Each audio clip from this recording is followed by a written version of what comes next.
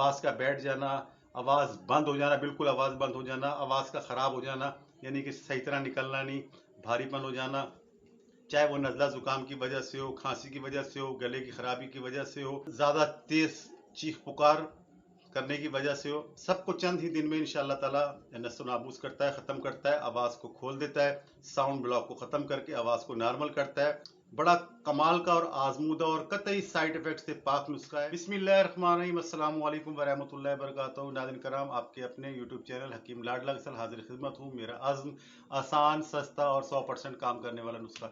आज का जो मौजू है वो लेकर हाजिर हुआ। आवाज़ का बैठ जाना, साउंड ब्लॉक होना, चाहे वो नज़ला ज़ुकाम खांसी की वजह से हो, चीख पुकार की वजह से हो, किसी वजह से भी आवाज़ बैठ जाए, आवाज़ बंद हो जाए, इसका पक्का इलाज।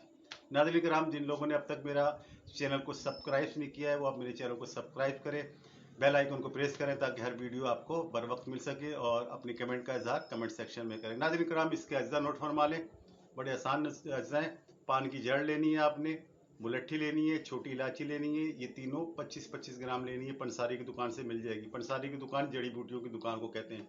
नाज़रीन कराम, इसके अलावा आपने चौथी चीज़ लेनी है मिश्री, ये लेनी है 50 ग्राम। दोबारा बताता हूँ, पान की जड़, मुलट्ठी, छोटी इलायची 25-25 ग्राम, 50 ग्राम मिश्री लेनी है। तमाम को अच्छी तरह बारीक पीसना है, बहुत बिल्कुल पाउडर करना है सुरमे की तरह।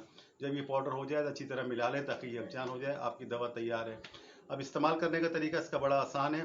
चौथाई चाय का चम्मच यानी 1 ग्राम दवा जो है आपने मुंह में डालनी है और मुंह में रख लेनी है ज़बान पे, और उसको हल्के हल्के से ऐसे चूसना है। चूस चूस के लबाब जो है ना, इसका जो थूक बनेगा वो आपने निगलना है ताकि गले पे साउंड ब्लॉक जाए, वहाँ जाके लगे। तो उसके बाद आधा घंटा कोई चीज़ खानी पीनी नहीं है आपने, ताकि दवा लगी रहे, उसका असर ज़ायल ना हो।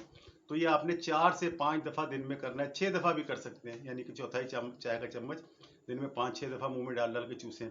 ता हुक्म शफा, ठीक है, ता हसूल शिफा। ये जुमला इसलिए बोल रहा हूँ कि कुछ लोगों की आवाज़ कम बैठी हुई होती है, तो उनको 3-4 खुराकों में, 5 खुराकों में एक दिन में आराम आ जाता है। कुछ की आवाज़ बहुत ज़्यादा ख़राब होती है, हफ्तों से महीनों से ख़राब होती है, बिल्कुल बंद हो जाती है, तो उनको 5-6 दिन, 7 दिन, 8 दिन भी दवा खानी होती है।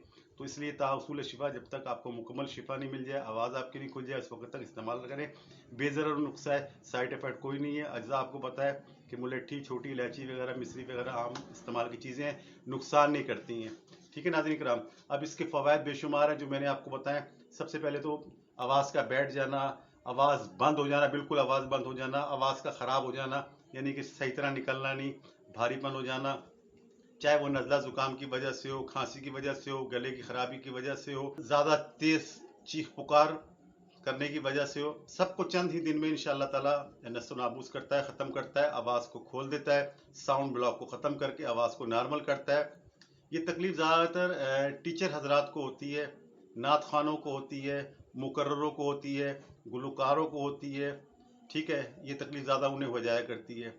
बड़ा कमाल का और आजमूदा और कतई साइड इफेक्ट से पाक नुस्खा है, 100% कामयाब नुस्खा है नाज़रीन। इसके अलावा ये खुश खांसी को भी चंद ही खुराकों में ख़त्म कर देता है, मैदे को ताकत देता है, भूख लगाता है। इंशाअल्लाह ताला आजमा लें, म्यार पे पूरा उतरेगा, 100% काम करेगा। जैसे कि मैं कहा करता हूँ, दवा बनाएं, इसे खाएं, बीमारी भगाएं, तंदुरुस्ती पाएं। बशर्ते ज़िंदगी, आइंदा आने वाली किसी भी वीडियो तक के लिए अल्लाह हाफिज़।